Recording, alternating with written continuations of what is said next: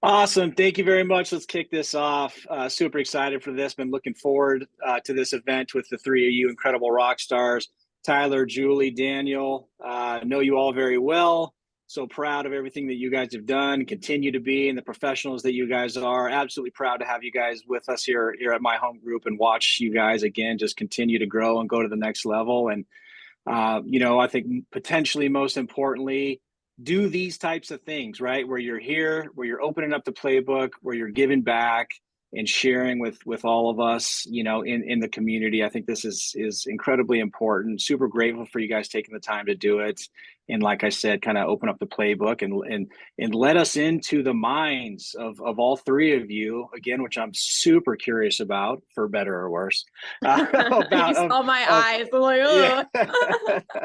Of what we're thinking. And again, I have so much to cover today. I have about 387 questions that I want to get to. Hopefully we have time. No, hopefully I do want to cover a lot of ground. There's a lot we're going to dive into. And of course we can turn and talk about some business as well.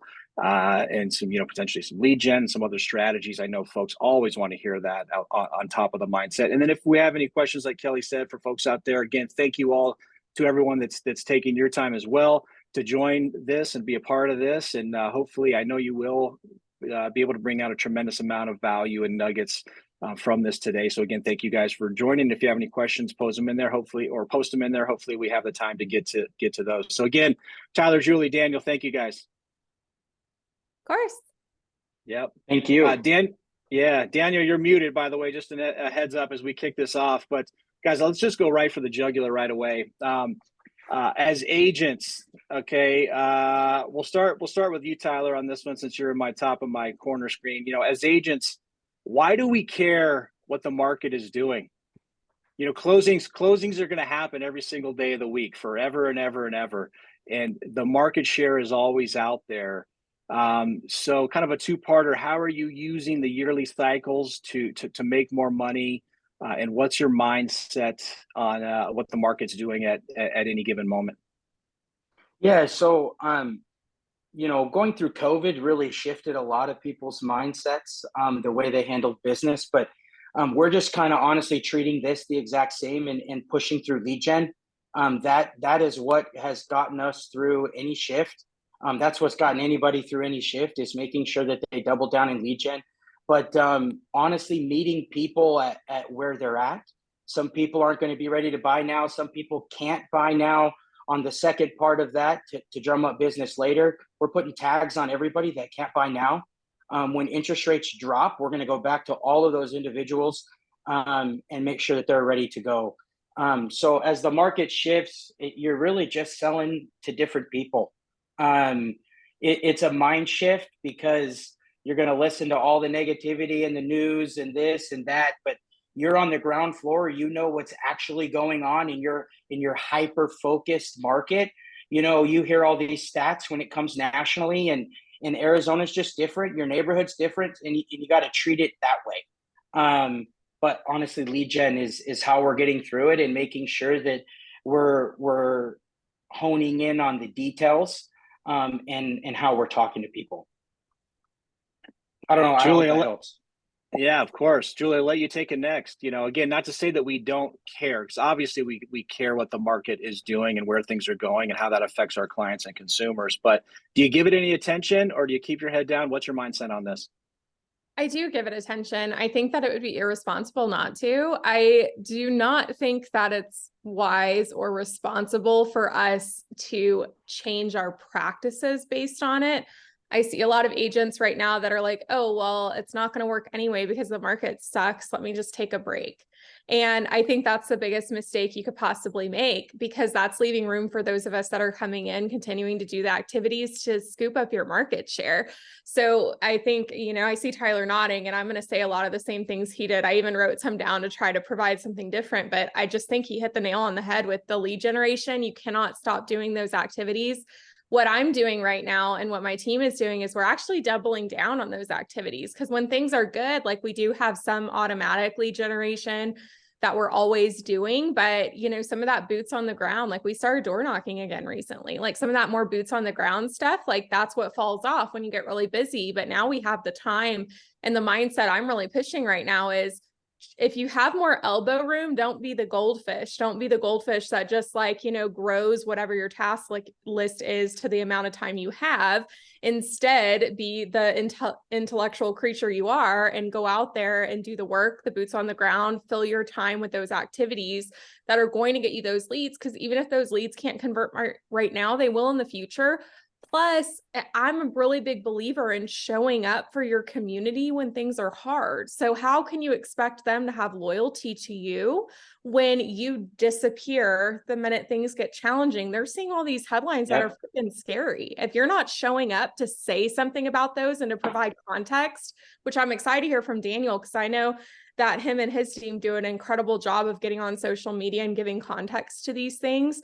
If you're not there showing up, then why should they trust you when things are good? So if you're not there for people when things are bad, why should they trust you when things are good? So really boils down to, I think, lead generation, like Tyler said, database management. So that way you're really clear on who you're talking to and when and why, and also continuing to show up for your community and not being that goldfish.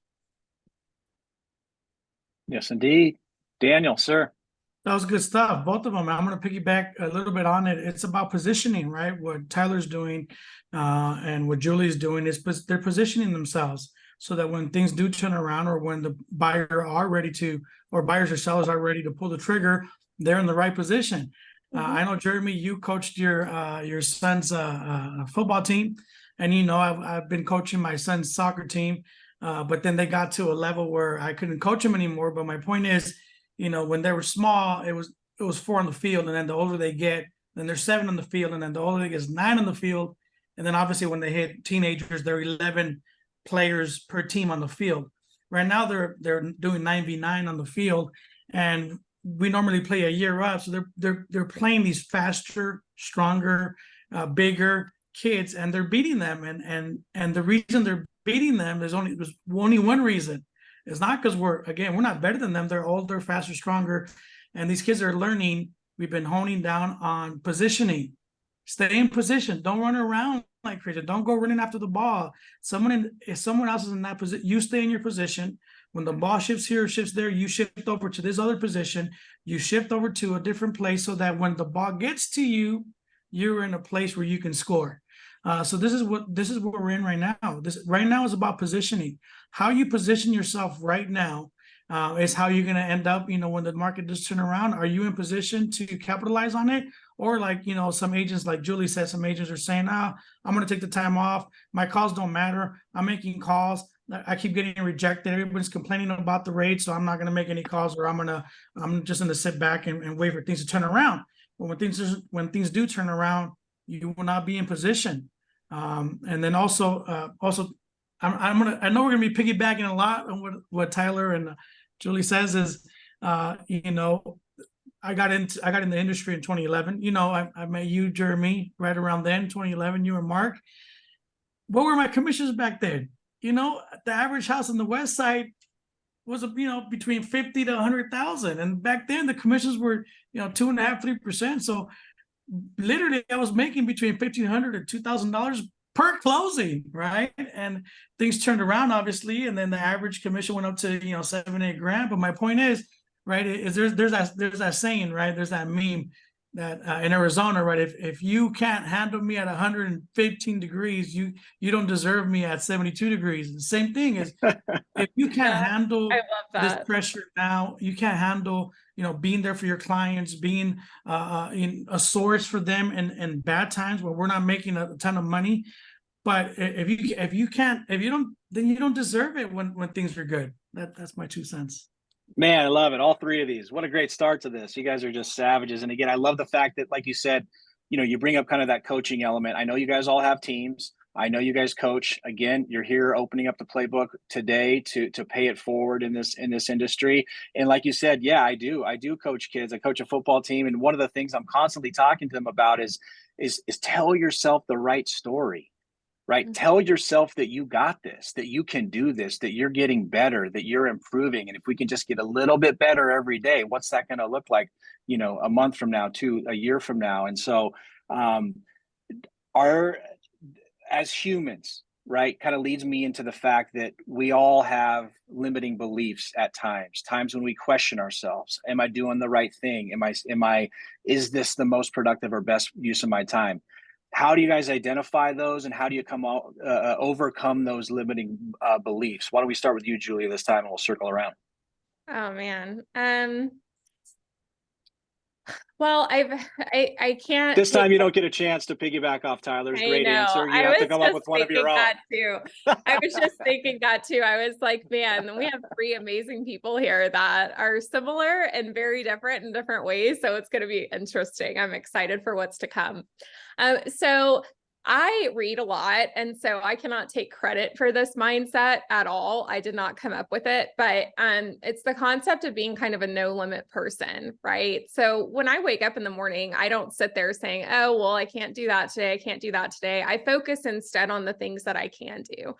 And what's most challenging, I think, for me, taking a step back, is I'm competitive by nature, but I'm competitive with myself more than anything else. So like, people joke with me that know me really well, and they'll try to like compete with me on different things, but I don't actually care about that. I'm really competitive with myself.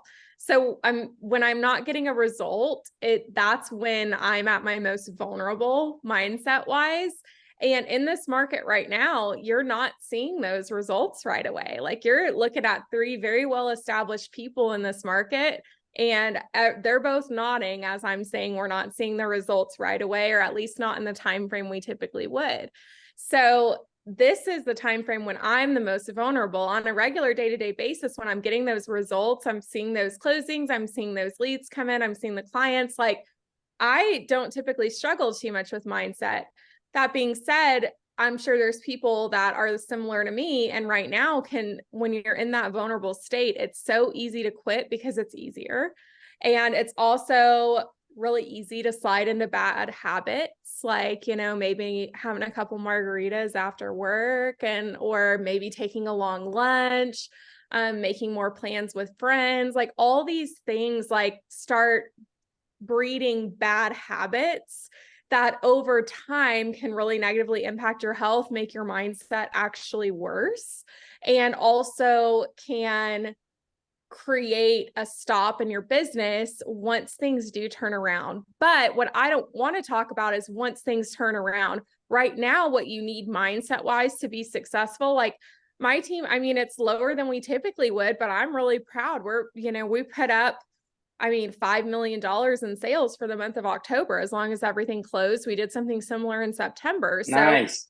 and I know Tyler is doing similar numbers, and I know that Daniel is too. Like, we're still doing these things, but the reason why we're having that success, which is different than we would have typically a year or two ago, but the reason why we're still having that is because we're still getting up, we're still doing our checklists, we're still making our calls. So I guess to come back to the question of, you want mindset, it's not really mindset. Your mindset's going to freaking suck. Like, it is going to suck. The mindset you need to have isn't, oh, I need to get myself motivated. The mindset you need to have is, I need to finish these things today before I get to do anything else. Like, this is what I have to do today to win today. It doesn't matter what result is. This is what I have to do today. So make the choice to do the work. Yeah, just do it and just do it. I talked to my team about this. I don't mean to take more time, but I talked to my team about this just yesterday. I was like, Nike it. Like, I don't care. Like, because sometimes they spend more time evaluating whether they should make a call or not than it would take to just make the phone call. So that's what we've been saying lately, is Nike it. Nike, like Nike is our word right now. I love it. Just do it. Do the work. Plain and simple. Daniel. Yeah, I think boots on the ground is very important, right? And the only way you can have boots on the ground is by actually talking to people, actually conversating with them and see where they're at. And what I've come to learn is it's normal to feel down. It's normal to feel, you take a look at what you're used to in production, and you look at it now, you're like, oh man, it's just normal. And there's times that I'm pretty active on social media, but there's times that I'm pretty quiet, and I'll get that text or a call from a client that says like, hey, a lot of bad news on TV, on everywhere, and I haven't heard from you.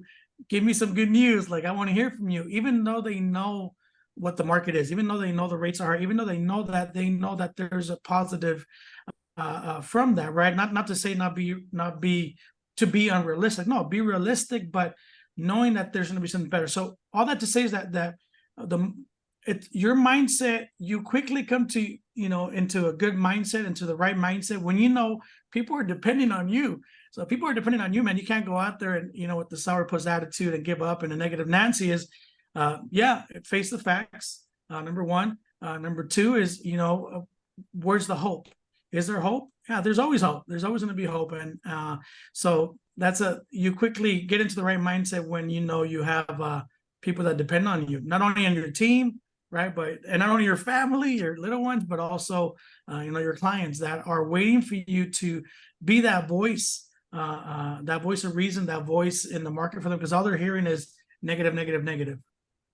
I agree, Daniel. I couldn't agree more. In fact, I would love for us all, and myself included, to take a bigger role, speak more positively, be bigger, bolder leaders within our families, our communities, whatever it may be. So I love that. Tyler, coming to you. You're muted, my man. My bad, because I was over here like, yeah, and like I was doing it while she was talking, and I was like, crap, I'm doing that on the thing. So sorry. Limiting beliefs are a heck of a thing. No one can escape it. Like no one's immune to it. I wake up every day and have bad thoughts. I mean, literally everybody does. Something that I found that really, really helps me. The first thing I do, I grab my phone and I send a gratitude message to somebody. It's a very thought out message. It usually takes me 5 to 7 minutes to write. I used to do 3 and then it took too long. So now I just do the 1. But it changes my mindset first thing in the morning. I'm nicer to my kids. I'm happier with my wife. Like everything is better because I literally start my day with positivity, because positivity breeds positivity. So if you're around negative people, you got to get away from them. As hard as it is, that right there can determine whether you will be in real estate in a year or not. I just think that people around you can determine what your mindset looks like.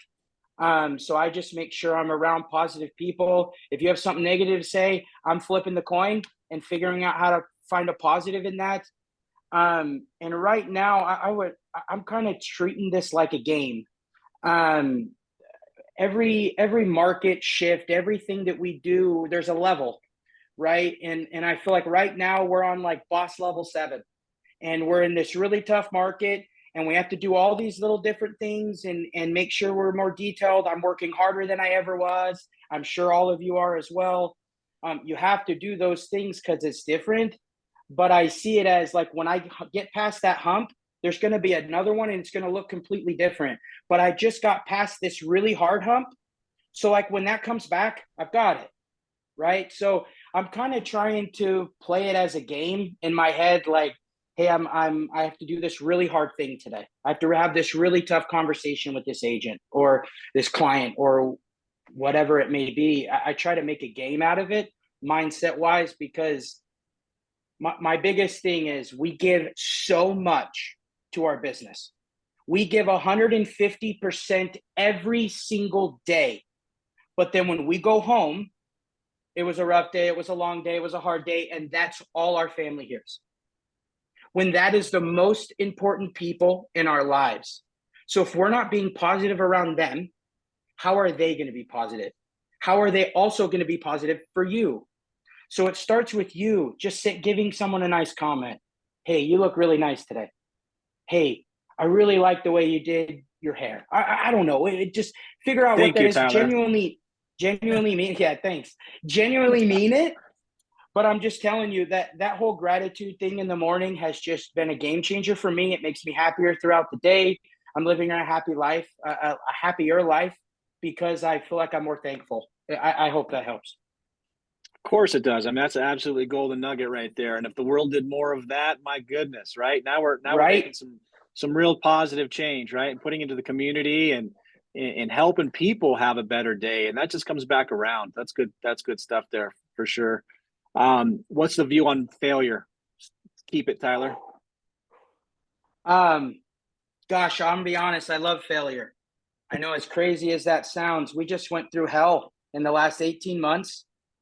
Just to give you guys a little bit of my background over the last 18 months, we had 28 flips when that market shifted, and we had to do a lot. We had to change, we had to put money in, we had to do a lot. But through that failure, now we have better systems, we're making better buys, we're actually building wealth through a whole nother part of our business. So through failure, another door opens. As hard as it is, just slam that door as fast as possible and find another one that's open.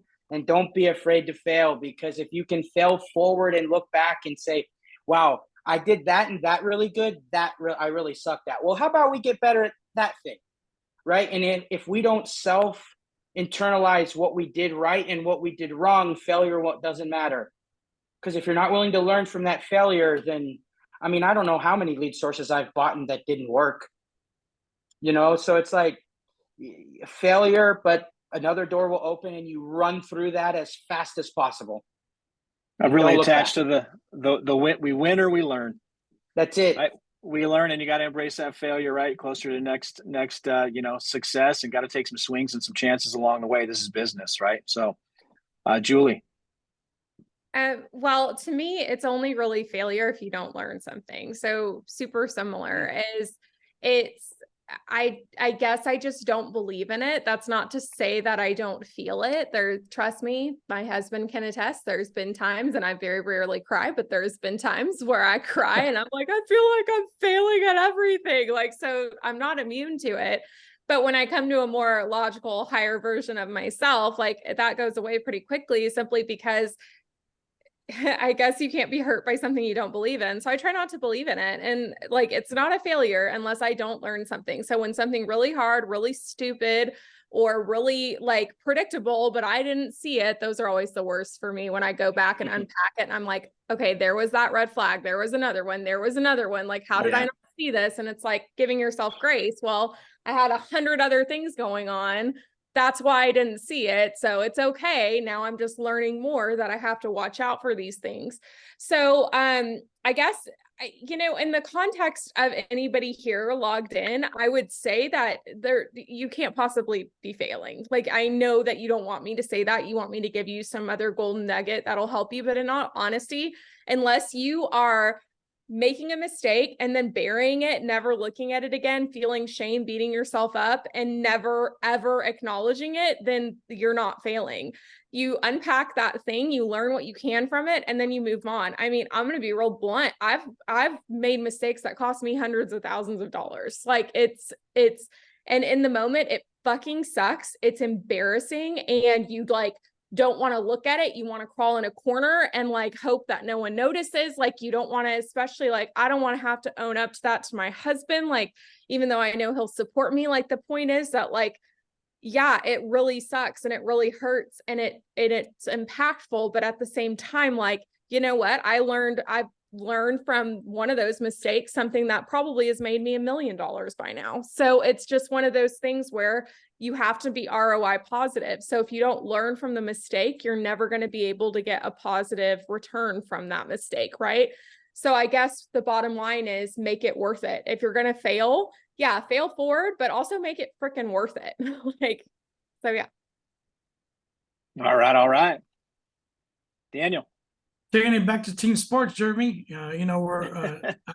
I myself play basketball, Car-Hayden champions, by the way, 1997 state champions. Yeah. So, but in team sports, right? When do the kids learn the most in games? When they fail, when they lose. Yep. Those games, yep. Especially the ones that you could have won, they come back and they're really thinking, and those are the games that they learn the most from is when they lose. Now, failure shouldn't be the whole story. Is the chapter. You turn the chapter to the next one, and you keep going. And like Julie said, right, you learn from it, and you keep going. But don't let it be your full story. The real estate market is evolving. It's ever evolving. So everything should be about trial and error. Try this speech. Try saying this. Try this verbiage. If that fails, then you switch it to a different one and you keep doing it until something works. Like, for example, just recently I've come to learn after failing, after many fails of people saying, interest rates are too high, my payment's too high, I can't do it. So what verbiage will work is, and I tried this and it worked. There's the temporary buy downs, give that as a solution, and it worked perfectly. Another one is a new build. Some builders are offering 4.5% commission, 4.5% interest rates, 5% interest rates. So it goes back to trial and error. And when the error is where you learn how not to do it, and you keep going until you win. Not everybody wins all the time. It's a lie. I know many of us, are on social media and Instagram, and we see all the wins. Those are just the highlights, and we all fail. We all lose. It's what you do with that failure. Don't let it be the end of the story. Turn the chapter and keep going. Love it. So when the three of you were, younger in this business, we'll say, or new in this business, kind of, I'm older than all three of you, so I can say that. When you were younger, or whatever you want to call it, newer in the business, I know all three of you are mindset champions. You're all very hard workers, and you're committed and you're dedicated. I don't know that it's harder or easier when you're younger or earlier in your career to have that motivation. But now that you've reached a level of success, okay, how do you avoid complacency, keeping the mindset right and tight and dialed to stay hungry and motivated? Why don't we stay with you, Daniel? So I think it's and I'm going to answer the question by going back to the last question as well. I remember Russell Shaw. I used to boast about having like over 90% success rate on listing appointments, and I would brag about that. And then Russell Shaw said, "That's probably because you don't go to enough listing appointments to get rejected enough." And he was spot on. It was true. If you don't fail more, then if you don't fail enough, if you don't get enough notices, you're not doing it enough. When I was younger, I did have more energy. I know Julie's the youngest, most likely the youngest on here, and I can see her. She has a ton of energy when she started. And I'm really proud of you, Julie, by the way. I'm super duper proud of you. And I mean that. And when Julie started, I remember when she started, and I would see her and I'm like, man, that's how I was when I started, and I love the energy. I love it. Because that's exactly the same way I was. I mean, I was pumped, I was energetic. And you're right, Jereme, it does get to the point where it's complacency, right? Where now you see the things are just, it's like a big oil machine. It's just happening now. Money's just coming in, everything's deals are just happening. And you could very easily just sit back and say, you know what? I can chill now. But the way that has been with me since the beginning, it's always been about my why. And my why has always been about serving people. It hasn't been money. I mean, money is great, right? But to me, it was never money driven. When I got into the market in 2011, the market sucked. It was worse than it is right now. So when I got into it, to serve people. So that's why I don't get complacent today. Is that I know there's still people out there that need my service. Love it. Tyler, let's go to you. Yeah. So for me, when I was younger, when I first got in, I had to find the motivation. I had, my wife was pregnant at the time. So I didn't really have any kids. I didn't have a ton of bills. So I would listen to Will Smith. I would listen to The Rock. I would listen to things that would pump me up in the morning before I had to do what was the most important thing that day, which was lead gen. So that was what got me in the right mindset. And then quite frankly, what helps me stay in that mindset is when you get going as an agent and you start to take off, you start to close a lot of business and you start to make more money than you've ever made in your life. And you don't know how to treat it. You don't know how to act with it. You don't know what to do. And so you start to spend it. And I'm just being candid of kind of how I kind of went through. And all of a sudden, I'm making $30,000 in a month. And I'm like, whoa, this is insane when I was making $3,000 a month. And so we started going on trips. We started spending. And then when I did that, my business went down. because I wasn't doing the most important thing, which was lead gen. So I watched my business go down, and then I had to rebuild. So I've had to rebuild twice, and I will never rebuild again. And I will make sure that my family never has to rebuild. And I guess that's my biggest thing is my why is my family. My wife was at DES 6.5 years ago. So that drive to me is I literally told her that I will never let her step foot in a DES office again. So every day when I go to work, I tell my family, hey, I'm going to go make us money, because that's what I'm doing it for, is I'm doing it for us. So that motivation every day now, it's easy when you've got 3 little kids that are depending on you every single day. So at the beginning, though, I had to find that motivation. All right, Julie. So how to stay motivated when you reach this level of success already? For me, it's so funny. And I love that Daniel said what he did. First off, I'm grateful. Thank you. But when I was first starting this business, those years and the first probably 3 years were the most depressed and anxious I've been in my entire life. Like, I will go ahead and be transparent and say I was suicidal at some points during that time frame when you're saying that I was super energetic and that's how you used to be and everything like that. So the reason why I share that is because I don't think it's as much staying motivated. It's your motivation has to be something outside of what you can't control. Like, you have to be able to control that source, right? So like what Tyler said, like his wife, like never wanting his wife to have to step foot in a DES office again, like, and his kids, like that's something he could control. They're his family, they're not going anywhere, right? And when I came in this business, I never intended on being in real estate. I was finishing my degree for finance and economics. My dream at the time was actually to work for the World Bank or the International Monetary Fund. Now I'm really freaking glad I didn't do that, because I mean, look at what's going on. But anyway, that was my goal. And I came into this industry because I got really pissed off at how I had come out of the military, and I got really pissed off at how military members are being taken advantage of when they're trying to use their VA loan. And I got even more pissed off at the whole conspiracy of the fact that, you know, how those benefits work isn't actually taught to military members. That way they can't maximize them and they remain dependent on the military system or government system of some way. So I came in from a perspective of like a chip on my shoulder of like, I'm pissed off that this is happening. I can't find anyone that's doing anything about it in my area. So I'm going to be the one to do something about it.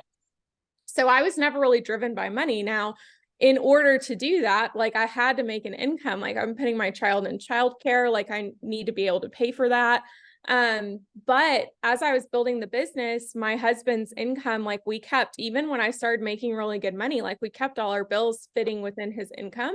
So my income was just responsible for making sure that the childcare was covered. And there were plenty of times where I was technically underwater on that. And I know not everybody has that ability, but also keep in mind, my husband at the time was making maybe $50,000 a year. Like, this was not the lap of luxury. This is not like my husband is CEO of Disney or some crap. Like, and so it was a struggle. And as I started building the business, I did see the opportunity within it, but I cared more about how many families I was impacting, how many people I was able to teach and educate. I was actually like really terrible about, like, at the time, now we all say, give away your best advice for free, right? Post that shit, right? Well, back then it was like, no, you better not post your stuff, like, because people will steal it and then they won't use you. I did it anyway. Like, you know, even with all of 2 people watching, went on YouTube and made videos, and like, we're talking about these things. And it was really hard for me to be out there because, first off, when I started, this wasn't something I originally wanted to do. This wasn't the vision I had for my life, but also I was dealing with a lot of internal struggles. I also felt a lot of pressure. Like, if I'm going to do this, take this time away from my kid, like, it needs to be worth it. So, yes, the motivation was easier than when you're angry about something. It's always easier to go and do something about it, right? I think that not being money driven was a huge superpower I had from the get-go. And even to this day, I don't sit back and I'm like, I need to make this much money, or I want to make this much money. My brain has never worked that way. Money isn't enough for me. for me personally, I have to do something that's fulfilling. I have to feel good about what I'm doing, and I have to feel like I'm doing it honestly. Otherwise, I don't want to do it. So, having goals set up every year that are like, hey, I want my business to impact this many families. And that's not just the closings, it's the vendors that are going to be part of those transactions, like the inspectors, the handymen, the title people, that like, I want my business to make this big of a footprint this year. And then we back those numbers down into, okay, how many closings do we need to make that impact and hit that goal? How many leads do we need in order to get that amount of closings to hit that goal? So that's how I've always done it. And I was actually, you guys aren't going to believe this, but I promise you it's true. I was really terrible about paying myself. Like, I would have this money coming in opposite of Tyler. Like, I was terrified to spend it because I was like, well, I don't know, like, I want to keep doing this, but I don't know how long it's going to last. I don't know if I'm going to be able to keep doing it. So I like saved, like everything just sat in the account, the PLLC account, and was like building up and building up. And I was like scared to pay myself for a really long time. And we got to a point where I wanted to be able to retire my husband from the military. So like he didn't have to go and deal with that anymore. And so then that became the new motivation. I became the breadwinner. And so yeah, I guess like backing up how to stay motivated when you've already reached this level of success. My husband will still attest that I'm really terrible about paying myself anywhere near what I should be. But also I think it's just a matter of, you have to have something outside of you have to have something you can control. That's your why. If your why is I want to make $1 million, there's no motivation in that. If your why is I want to be able to support my mom because she was a single mom and she took care of me like my whole life, I want her to not have to work anymore and I want to be able to take care of her. That's great, right? And then you decide how much money you need or calculate how much money you need to accomplish that bigger goal. But it needs to be something like that matters to you. That's within your control.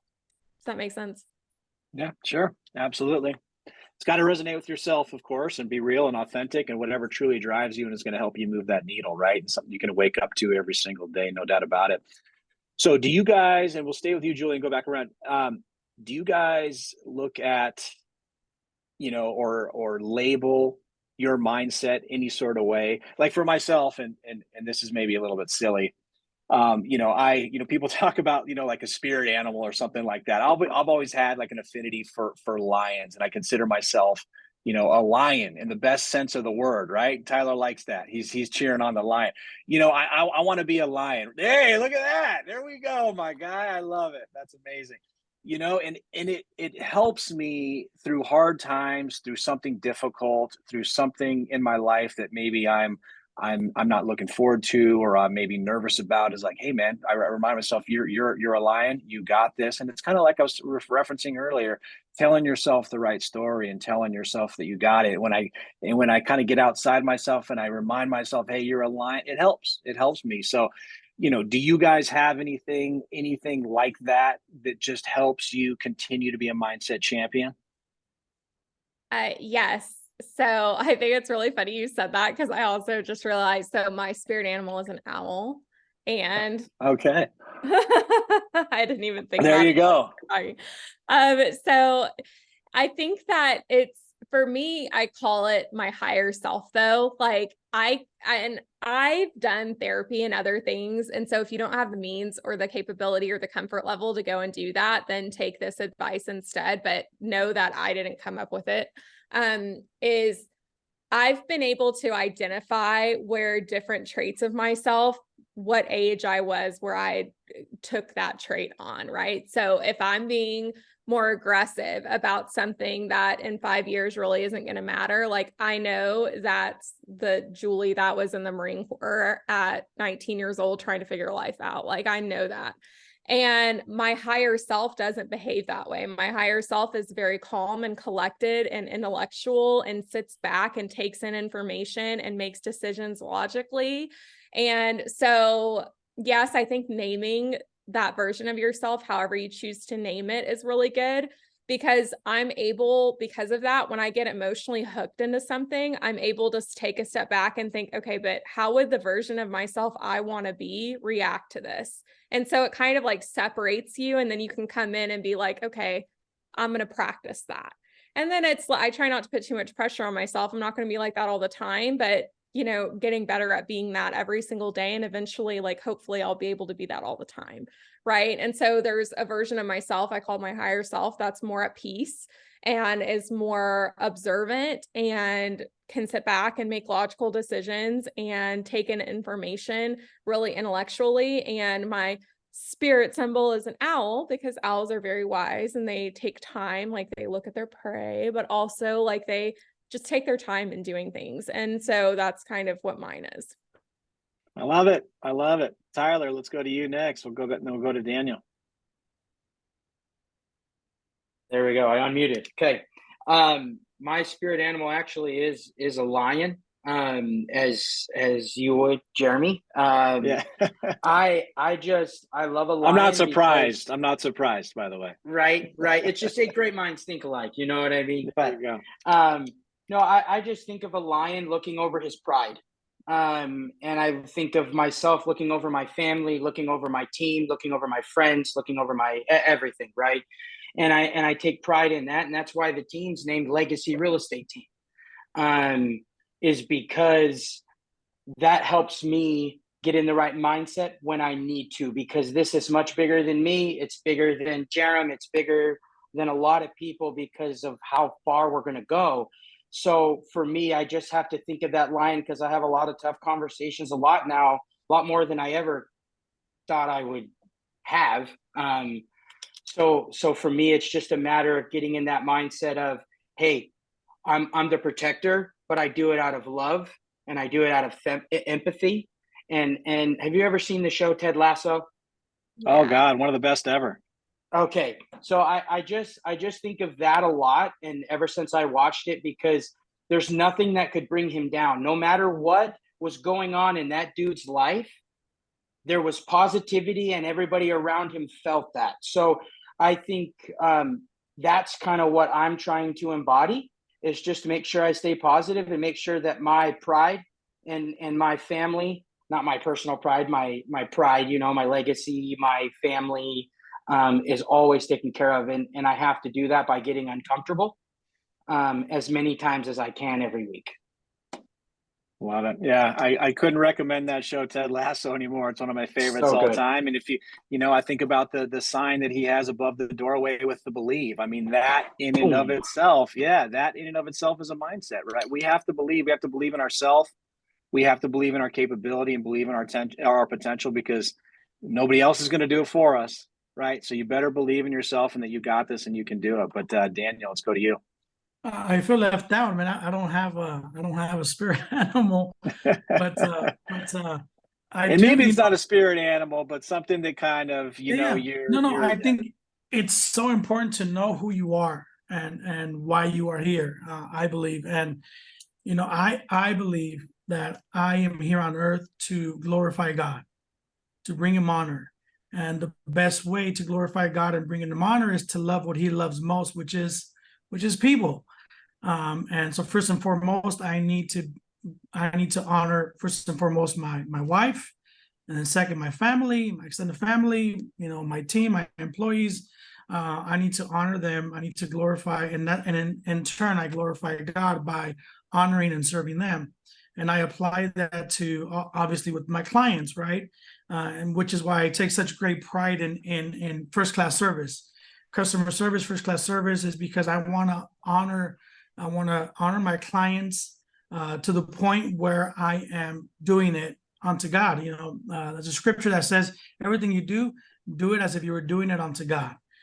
So for that reason, I'm not going to cheat. I'm not going to lie. I'm not going to, do anything shady. I'm going to service them and honor them with everything that I can. And then, which going back on something Julie said earlier, right? When we all get dismotivated sometimes, and then you start getting into little habits or start doing things that are not in line with who you are. They're not in line with your purpose. They're not in line with, because when I say I know my purpose, I know I'm a man of God. When I say that, that does not mean I'm perfect. That does not mean I'm that I'm not going to fail. It does not mean that I'm not going to make mistakes. I'm human. I am going to make mistakes. I am going to fail.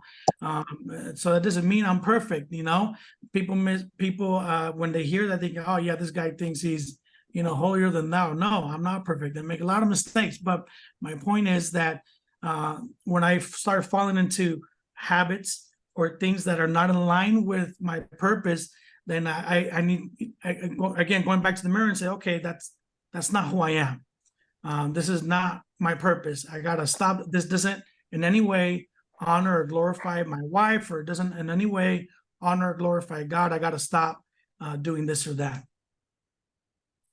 Love that as well. And for my mind, it kind of makes me think that, having the honor for whoever it may be in your life leads to accountability, right? That's at least where my mind's going right now. Maybe it makes sense. Maybe it doesn't, but allowing yourself to be then accountable in and of itself is very, very powerful. But I think that in and of itself also helps us stay on task and motivated and focused and all the things that we're that we're talking about here. And again, it doesn't necessarily need to be, a spirit animal or this or something, right? That kind of brings us back to the I got this type of a mindset.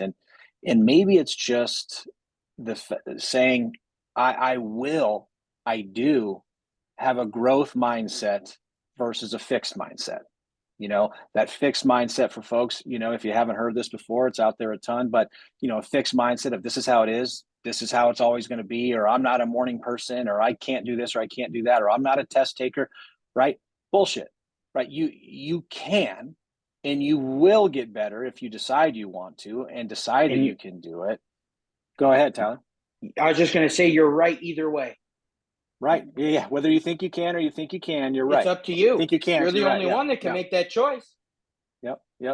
100%. So, for folks out there, maybe it just starts there is every day trying to wake up and making the decision that I'm going to get, a little bit better, and I'm going to operate and live in the space that I have a growth mindset. I will look for opportunities. I will find ways to get a little bit better every day. I choose to, right? So, kind of, spinning back again, I love the fact that we haven't really scratched too much of the surface on business or on some of these things, right? Like at the end of the day, we're all human beings. You guys are elite level producers, elite level team leaders, and you're operating at a frequency that most hope that they can someday operate at. So that's what I loved about the topic of this. I wanted to be involved in this, and why we wanted to do this is to get inside the mind. It's not about business or how do you do this or what's your, whatever, right? Like what's real. And you guys have been so open and transparent already. I mean, this has been awesome. It's inside the minds of what helps us operate at a super, super elite level, so you are all mindset, masters. Not all of our consumers and the public is the same, right? So how are you adjusting your message to consumer sentiment, whatever sentiment that may be that they could be going through or experiencing? Julie, why don't we start with you since you're the only one unmuted?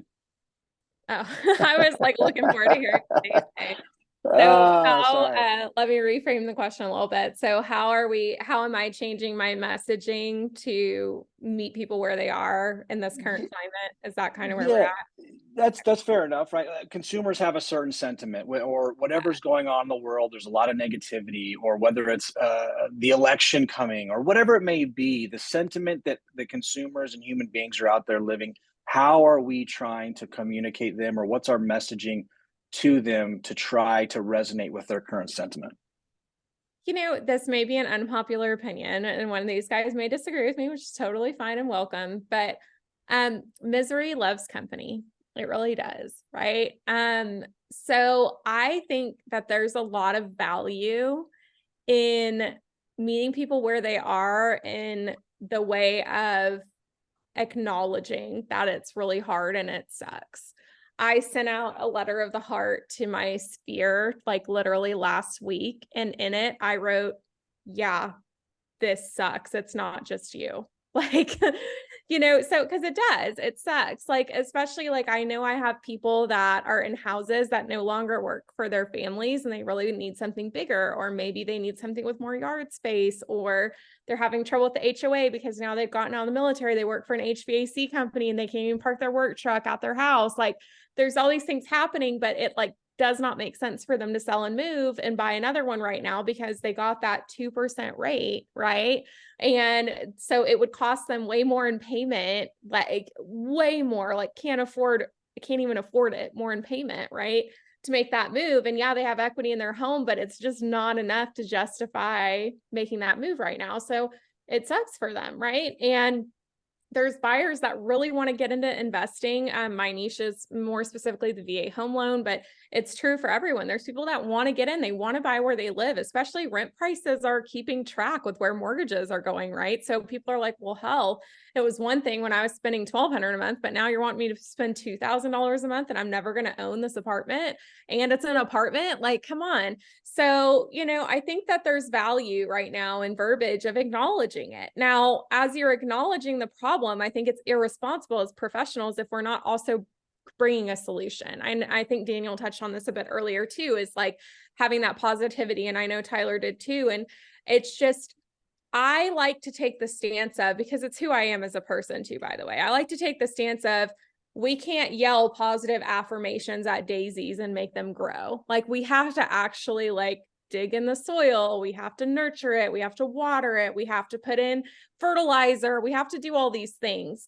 So just saying, hey, things will get better, that's not good enough for me. With my team, which is small, but also with my family, with my friends, and especially with our clients and our community, is I don't like just delaying it, kicking the can down the road. Like, oh yeah, let's position for when things get better. Let's do this. I don't like just doing that. What can we do right now? So I guess the verbiage that I'm using right now is acknowledging the problems, but also coming up with some solutions like, hey, it really sucks that it doesn't make sense for you to make this move right now. And yeah, at some point in the future, we're going to have you set up for success to do this, but here's something really cool that's going on right now that you may not know about. And like, also we're trying to do more like pop buys and events and things like that for our clients, just to like show them that we care. And we're also in it with them. So I think that that's really important. We're increasing our mailers and our reach outs in general. And it's not just to position for the future. Really, it's like to show them that, hey, like we're living up to what we say we are. We say that we're about honor, integrity, or honor, loyalty, and client first. Like, why would we not show up for you right now? Right. So that's what we're doing too, because there's other big things going on that are scaring people that have nothing to do with real estate. And I think that really acknowledging those things, and no, we may not be able to solve all of them, but maybe giving somebody something to look forward to is something that you can do, So again, not kicking the can down the road and really like trying to be a ray of light, but also not just screaming at daisies and expecting them to grow because you're saying you can do it. Love it. Yep. Good stuff. Daniel, you unmuted faster. Let's go to you. Yeah, I just I already mentioned this earlier, right? Is the communication with consumers is now their pain point. What's their pain? And again, people are always going to need to buy and sell because life happens, right? People downsize or empty nesters, right? Or people now have a bigger family, they want to upsize, or death in the family or a divorce or whatever. Life happens, so people are always going to need to buy and sell. It's just right, getting in front of them. But finding the pain point, my communication with them has been about helping them in their pain point, which is the high interest rates. And again, the buy downs. And we had one that worked perfectly. We got the rates down, I think, all the way down to about 5.5 for the first year, and then 6.2 some for the second year. But so it worked out. And now I've been in touch. Soon you're going to see a campaign. I'm going to start a campaign here pretty soon with a couple builders that they're offering like great rates. And it just, I have amazing lender partners, right? But it only makes sense. These, for me, at least, is what I'm communicating to my databases. If you're a buyer that can buy now, but you're worried about the rates, here is another option. These builders are offering 4.5% interest or 5.5% interest, and that makes a big difference in their monthly payment. So that's been my communication lately with my database or consumers. All right. Tyler. Yeah, so So for us, we just had an event called Elevate about a month ago where we actually flew out an economist that talked about the projections of Arizona, talked about the nation. So I guess that's what we've been doing, is making sure that people have the real facts, because people are scared and facts fixes fear. So we're making sure that we're hitting the objections head on, right? Like, rates are high. Yes, that is correct. But how do we overcome that? Kind of like what Julie was talking about, was it's just a matter of meeting them at that objection, but then also having a solution for it. What we're honing into really heavily is building the relationship, because a lot of these people aren't going to be ready to go right now, and also figuring out a plan that might work for them, right? Everyone's different. It's different than 18 months ago, where if you didn't have 30 grand, you weren't getting a house. So you would just go through people until you could find that person who could pay over an appraisal. Well, now some people have money, some people don't, some people's credit's good, some people need clothes. So it's more about meeting them at their needs and giving them a real analysis on if it's good for them or not. What we're trying to do is shove these people down a road that they might not be ready for, right? We only want to shove people down the road that are ready for that road. If not, we divert them down another road, and when that road comes to fruition, we'll be ready. But I think everyone's so in that, like, we need buyers now. Yes, and they will come as long as you do action, right? If you're doing more than what you were doing before, you're probably going to make the same.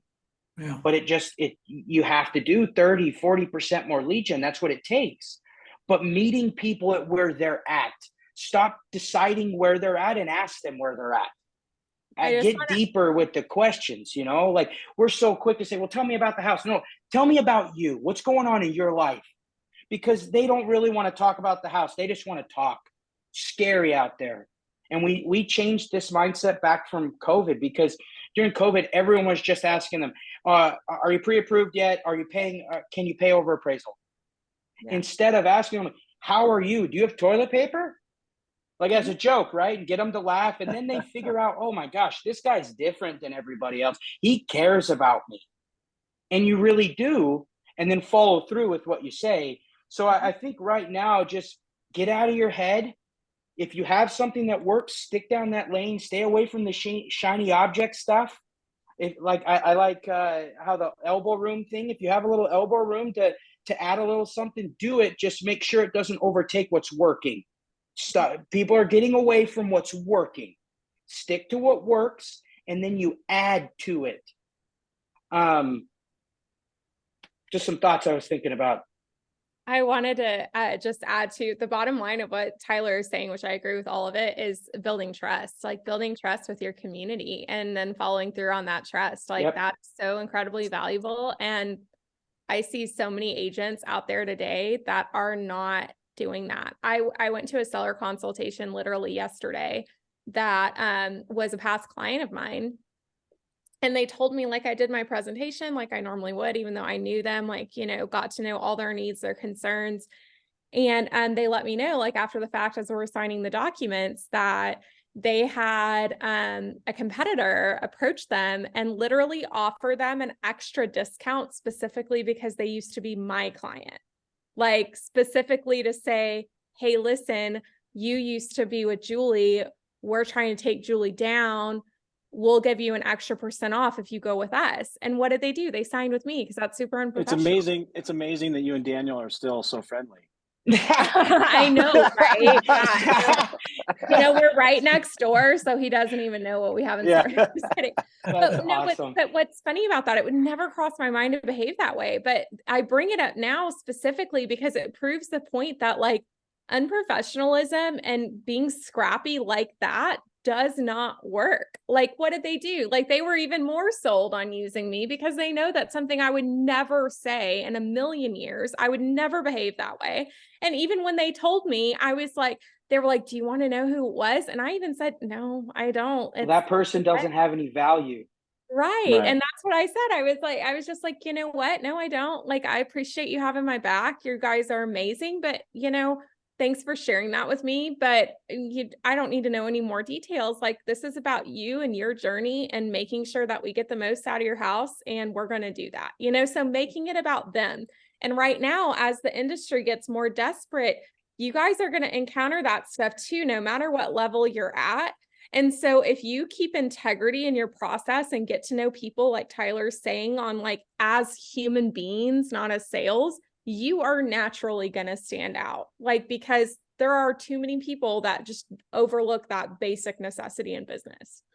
Yeah. Yeah, Yes, indeed. it's like, I don't know if you remember this, Jereme, 6-7 years ago, this agent that she had a radio show. She still has a radio show to this day, but 6-7 years ago, this agent had a radio show and she was blasting me on a radio show. Yeah. Remember that? Yeah. She was blasting me. So similar Yep. story to Julie. I get a call from this guy that I sold his house. He says, this lady keeps talking about you. I looked you up on Facebook and I thought you were a really good guy. And I ended up listing his house. Nice. I love it. Love it. That's good stuff. Okay, guys. So brings me to winning the day. Okay. Let's be real and raw. Okay. If I'm an agent, maybe I'm newer, maybe I'm seasoned, doing, 3-5 million a year or whatever it is. How should I know that I'm winning the day? And kind of two-part, what are you guys currently doing for at the point where you're at right now to truly know that you've won the day? Tyler, let's start with you. Great question. That was a good one. For me to know that I won the day is that I did everything possible to move the needle of the business, whether that is lead sources, whether that's new agents, whether that's training. So it's a little bit of everything, because I do a little bit of all of that every single day. Dang, that's a good one. But I would say how I win my day is I make sure I'm set up the night before for the next day. So every night I look at my calendar and I make sure that I have the ability to complete all of those tasks. I'm starting to use my calendar real hardcore now. I didn't used to. I'm a high I, so I'm like, I don't need that. I'll remember, and I start to like forget meetings and stuff. So I'm getting really good at my calendar, and that's what's keeping me accountable is my accountable. Because if it goes on my calendar, I do it. And so I guess that's a better way to say is making sure that I complete all my tasks and everything on my calendar by the end of the day, but also make sure I'm home at a decent time to be with my family, because I give my business everything. And my kids are getting older. They're 8, 8, 5, 8, 6, and 3, but I don't want to miss any more time with them. So for me now, my needle mover is to make sure I'm home at a decent time, because I know I'm giving everything I can to the team, and I will continue to do that. So I guess my needle mover is just a little bit different. How about if I'm an agent doing 3 to 5 million? I know you mentioned a few times, nothing more important than lead gen. What's that look like? How should I be tracking it? Okay, I'm going to be blunt, and a lot of people probably aren't going to like it. Here's the thing. If you want to close 10, 12, 15, 20 million, it's a mindset, and you have to build a life around real estate. My life is built around real estate, as crazy as that sounds. I can do deals anywhere. That's the beautiful thing. But I built it that way on purpose. So when I go to Disneyland, I can still close business and still make sure my family has an amazing time, and I'm not worried about what I spend with them. But the biggest thing for someone like that is there's a season, and you can decide when you want to grind. There's a season of grind for everybody in every business. Are you going to do it at the beginning? Are you going to do it at the middle? Or are you going to do it at the end? I recommend you do it at the beginning. And by this season, I mean, it's an unrelentless, just a nuts amount of work. I'm talking like 15 hours a day. So you really have to decide if you want that, because if you don't want it, you're not going to be able to do it. So it's really, really hard right now. You have to do more than what you were doing. So it's just a matter of getting into action and stop with the excuses. Everyone's got them. Oh, the rates are high. Oh, this person can't buy yet because of this. That's just because you're not talking to enough people.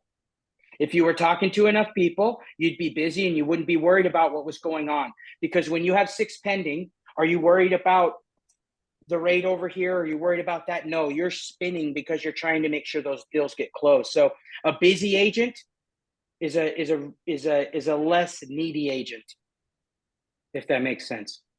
So Absolutely. we want to create productive agents because everybody's happy. Yes, sir. Julie. Respectfully, I disagree. I think that there's a lot completely right about what Tyler said, but in my own experience, there's more than one way to skin a cat, excuse my terminology. But I'm a very systemic person, just mentally. Like, I like laying out processes and systems and steps, and then like seeing progress and checking those boxes off. And I don't think that it's just mindset and willing to take the sacrifice. Yes, there will be sacrifices, absolutely. But I think it's a task-based mindset, learning like what activities are best for you, doubling down on those activities, and building out a system that works for you. So for example, I like to gamify things for myself. My son is 9 years old, so similar age as Tyler. And I sacrificed a lot of time in the beginning with him. And I think now I can go back and look and see that that wasn't all completely necessary, which is a hard pill to swallow, but that's a different conversation. But I look at the core of what I was doing during that time frame that got me to where I am right now. And it's really about gamifying it. So making certain activities worth a certain amount of points. And then I'm not done with my day until I get at least 5, right? So writing 10 thank you cards or sending 10 thank you messages, that's a point. Signing a new seller, that's 3 points. So that's a higher one. Like making a certain number of calls, like you just create something that works for you. And like we all know, everyone here should, I'll go ahead and go over them in case you don't, but everyone should know the basics of real estate, which is connecting with people and wherever they are, whether that be your email list, it be social media, it be calls, whatever else, it's connecting with people, building relationships with people, and then closing those people. That is what real estate is at its core, right? So if you are struggling to find people to connect with, then your main tasks need to be to go out in your community, volunteer for something, go to events at the park, start volunteering to coach your kid's soccer team, be the den leader for your kids' Boy Scouts, or if you're single, go to the frickin' bar or go with your spouse. I don't care, but like, go out there. There's really no excuse. Now, if you're a brand new agent during COVID and I was telling you this, okay, I still wouldn't take it as an excuse, but I get it. But right now, there's nothing holding you back from getting out there and finding people. So if your obstacle, you're sitting here like, well, she's telling me, they're all telling me to make calls. Who am I supposed to call? We're not Keller Williams here. We're not telling you to call everyone on your phone. We're telling you to go out and find people to connect with, right?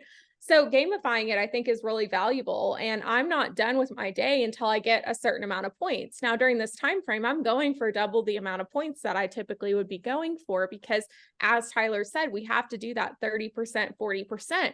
Now, there's some days where I can get all my points done in the morning and I could be done with my day. Now, I might choose to go ahead and do more things, but that's a choice at that point. I've won if I've gotten my points, but it's a matter of setting yourself a baseline and making that baseline be non-negotiable. Love that. I love gamifying it, having a point system, you know what I mean? Making it almost like a competition that leads me to, a scoreboard, right? It's something that's very difficult, to use kind of your flower reference from earlier, I've never really heard that one, yelling at the daisies, trying to tell them to grow, but yet you're focusing on the wrong thing. You got to go below the roots, below the surface, focusing on the soil, focusing on what you can do, focusing on the water, focusing on the things that you can control, right? And what's the scoreboard for those things that you can control? And again, whether it be a point system, whether it being tracking all those things and whatever those are going to be, having obviously a lead measure scoreboard, incredibly, incredibly valuable. Love that. Daniel. Let me unmute myself. Here we go. So the way I know I'm winning the day is I use Commission Zinc. So on there, I need to have 15 connections and not conversations, but actual connections. Because sometimes they say, oh, I'm busy, call me later. That's not a connection. 15 actual good conversations. and then 5 for my database. And that's one way I make sure that I hit those marks. And then another way I know I win the day is on my cell phone, right? You go to your calls, your history, you scroll down all the way down. You go all the way down if the day on there, for example, is 2 days before. So there shouldn't be any days under that say Tuesday. Because I've 15 conversations, that takes about 40 or so calls, maybe sometimes 30 calls or so to connect with 15 good conversations. So that's how I measure myself. I just go through my phone and make sure today's Thursday, so there's no Tuesday dates all the way on the bottom, meaning I need to get on the phone and connect with more people. Love that. Love that. How much time, guys? Real quick, go around. Daniel, how much time should be spent on lead gen every single day?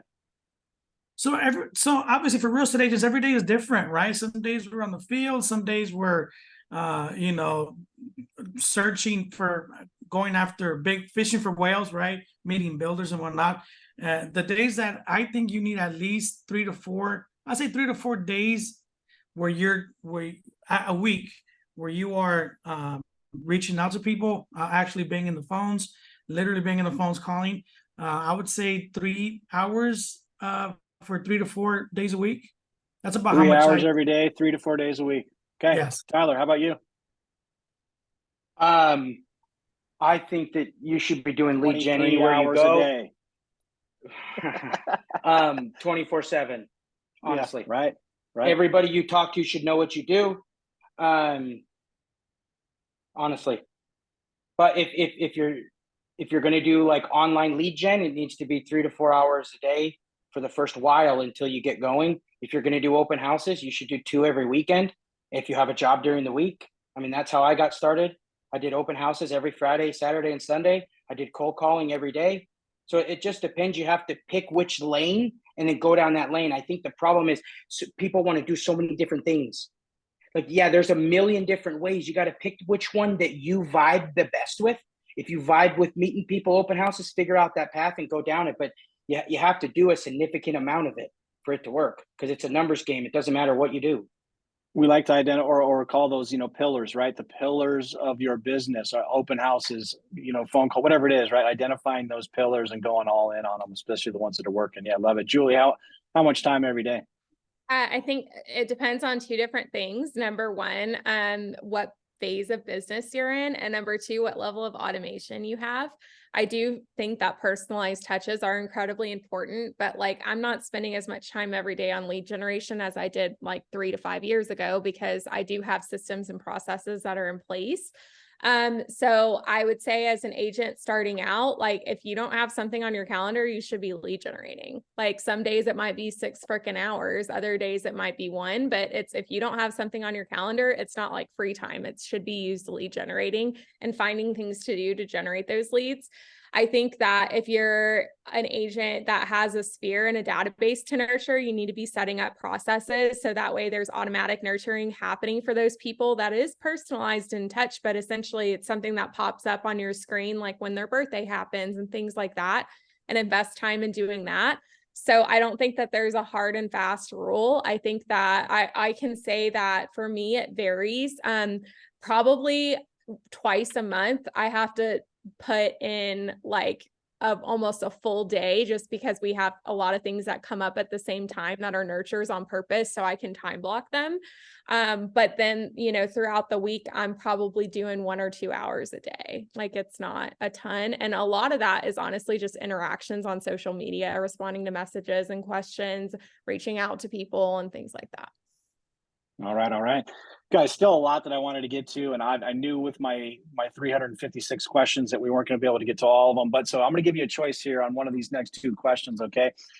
What's the best investment you've made in your business, as far as a system, a service, a tool, maybe a human being, or something that you wish you would have started sooner in your business?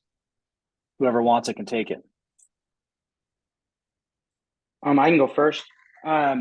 My biggest thing is a coach or a mentor. If you can't pay for a coach, find a mentor that'll help you for free.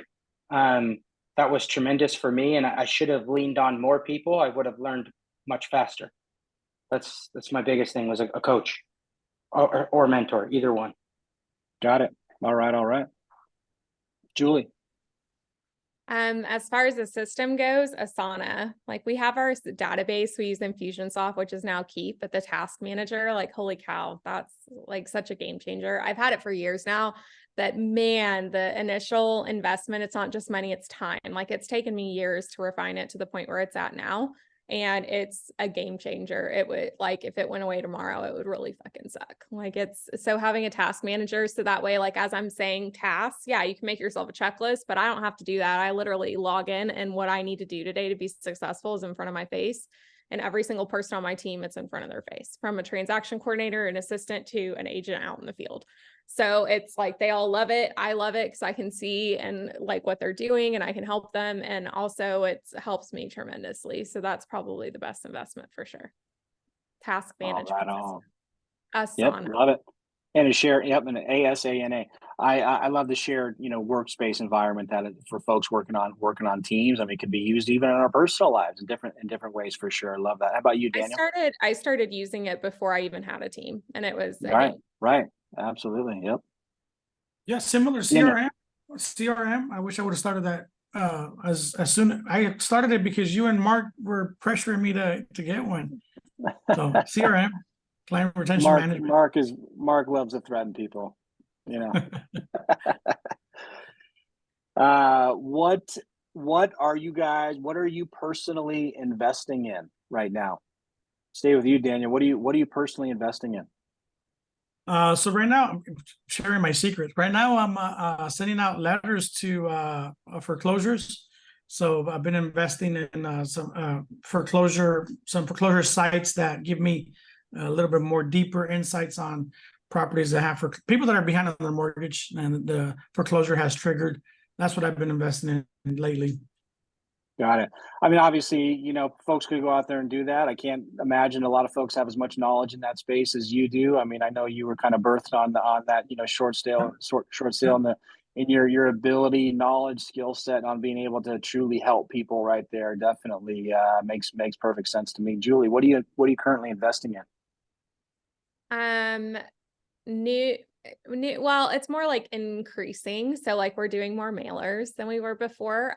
I personally, and I'm really curious to hear these two guys' opinion on it, but I feel like it's getting harder than ever to connect with people. Like people aren't on social media as much, or if they are, they're just mindlessly scrolling. They're not actually engaging. And like people don't want to answer text messages because so many people are doing automated text. So they don't know if it's real. And answering the phone, that's always been an obstacle, right? And so, you kind of run out of ways to get people. So we're really doubling down this year and like I've literally doubled my budget for mailers for this year. And it's really been paying off. So we're doing more mailers to different farms and different classifications of people and just getting them in their mailbox makes it harder to afford. Oh, and we're doing postcards too, so they don't even have to open the frickin' envelope. Love it. I fully agree with the sentiment there in terms of connectivity seems to be a bigger challenge than it has, I think, in the past, getting folks to engage, to be responsive. And so again, I think that if folks are having any other channels, I suppose, that are working for you guys in terms of getting a reach, getting connectivity at all. Stay with you, Julie. Well, first I want to know what Tyler's doing because we give away our secret. So I think it's only fair that he has to do it. Oh, he's going. He's going. You got it. I'll give you anything. You come over to the office, I'll show you whatever.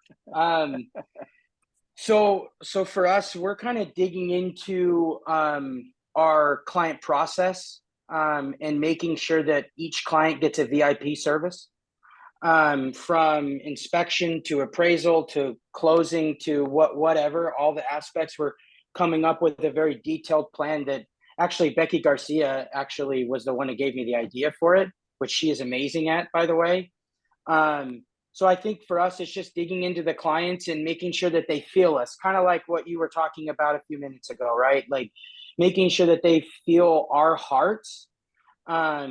And then the second thing is we're really investing hard into personal growth to the agents, because I feel like if they can grow personally, I can help them with their lives, but more importantly, then their clients feel that, right? And if our agents can just talk differently and present themselves a little bit different than everybody else, they have that edge. So that's a couple things that I'm working on.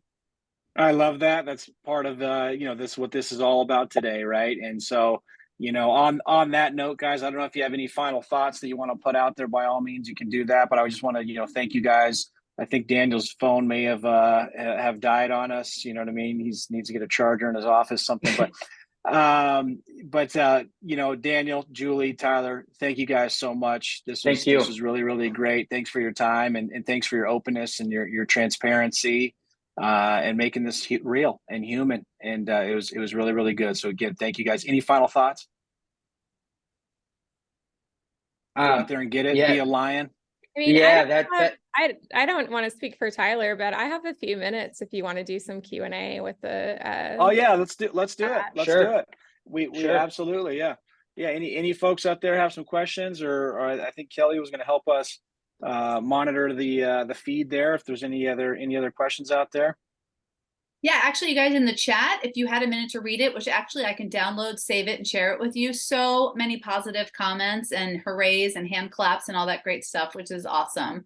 Somebody just wrote, Michaela, I have money to spend before the end of the year. Haha. Any recommendations on where to put that?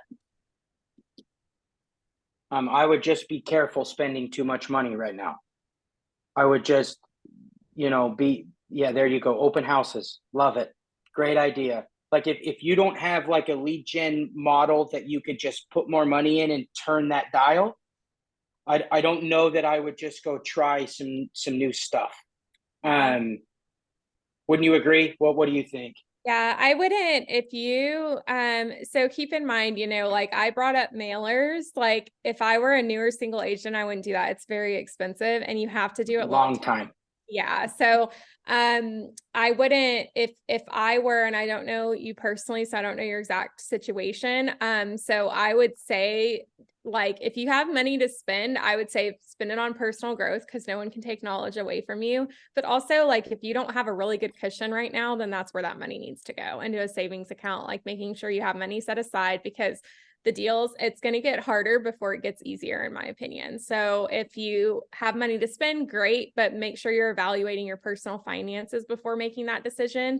Go for open houses, like, because you can go out and do that. That's sweat equity, not money. And I would avoid trying anything brand new. If you have something that already works that you can ramp up a little bit, great. Just like what Tyler said. I love all those things. I love the sentiment of being cautious, in terms of making sure that the nest egg is solid right now. The thing, if I was to answer this for myself, the things that I see all you guys out there doing that are winning, I wish Daniel was still on right now to speak to this as well. Something human, right? Maybe a type of an event for your friends and your family. Maybe talk your top about clients. Tuesday. Talk about home buying. Do a Taco Tuesday. Right. Something like that where it's not overly expensive, right? Maybe you look at ways to subsidize, but something human with community, with your top clients. I think that those are the things that are really, really winning right now. People want to be a part of something, and they want it, they want the face-to-face, and they want to be, like I said, a part of it. So that would be my recommendation. Beyond that, in terms of a reoccurring expense, absolutely, I would be very cautious with anything on that front, and something that's not getting you your immediate kind of bang for the buck, like an open house or like something like that, that's going to, you'll be able to track very closely, very quickly. Yeah, keep in mind, we're here to help you, but if you give us more information, you ask the questions, we can be more like, I'm happy to tell you what I'm doing, but I also have years of like doing these things, setting aside money, everything. I'm sure I know he has years, but I'm sure he's very cautious with money as well. But we have a little bit more oomph behind us right now, especially coming off the past couple of years. So, if you're asking a question, if you want to just tell us, hey, newer agent, or I'm at 10 million a year, something like that, I know we'd be happy to customize our answers too. Yeah, because everything's so different. Mm-hmm. Any other questions out there, Kelly? Sorry, I'm doing two things at once. Nope, all caught up, guys. You guys, thank you again very, very much. Really appreciate your time. Thanks for everyone that took the time out of their day to join this. Guys, thank you again, and talk to you all soon. All right. Yes, Thank you you. guys so See much. ya. All right. Thank All right, you. we'll see you. Bye-bye.